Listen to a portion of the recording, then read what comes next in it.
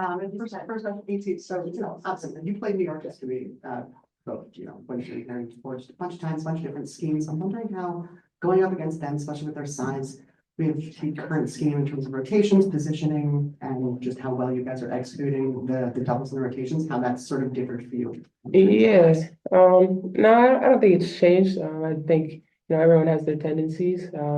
Coaches put a great game plan together. Our job is just to make tough shots. I mean, they have great players. They're going to hit tough ones, but we just play team defense. We rotate it around, and when they miss, we make sure we secure the rebounds. And then, Mo, I know obviously, the goal is rim shots and 3-pointers, but like, what was it in your game that you were able to take and make so many middies? And were you afraid at all a little bit of Nate in your ear if you missed one?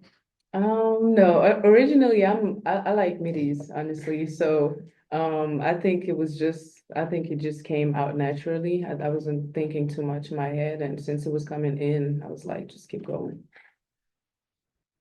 This is more of a high level question, but how has this team been able to have players in and out of the lineup? You're sort of somewhat a new team, at least for like your core, and you guys seem to be able to keep winning. How do you continue to do that? Credit to our coaching staff. I mean, they put a fantastic team together.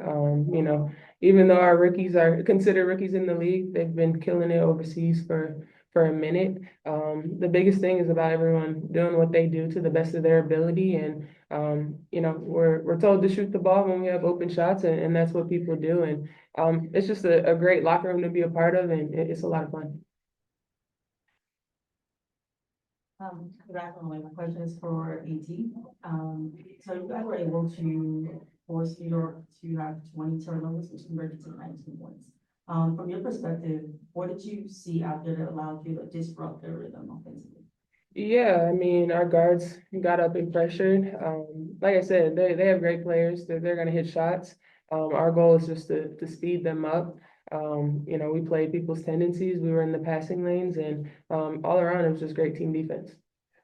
AC right here, just want to ask you first, the back-to-back that you had last night, the whole tribute that you had. Normally, you're a very stoic person, but just your thoughts about not only is this one of the best back-to-backs that you've had in your career, and also just the reaction to the tribute video and Mo dealing with AC, with how serious she is.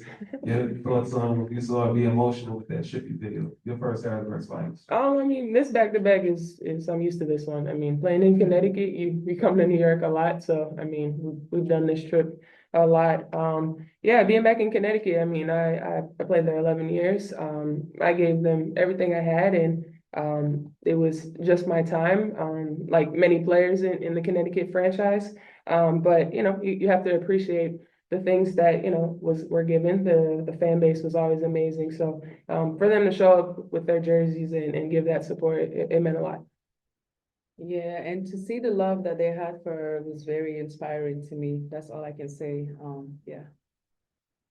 For Mo, I mean, this is your first trip to New York City, right? Yeah. I guess what has that been like, being in New York and playing in Barclays, and just this whole road trip for you?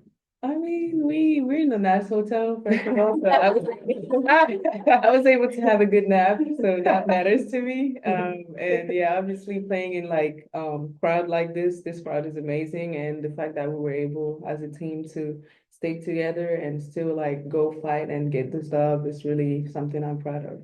And they were saying that he doesn't exactly love long twos. He took a lot of range twos tonight. I don't know, was that something you joked with him about, or did you get a green light because you started to hit 3, 4, 5 in a row?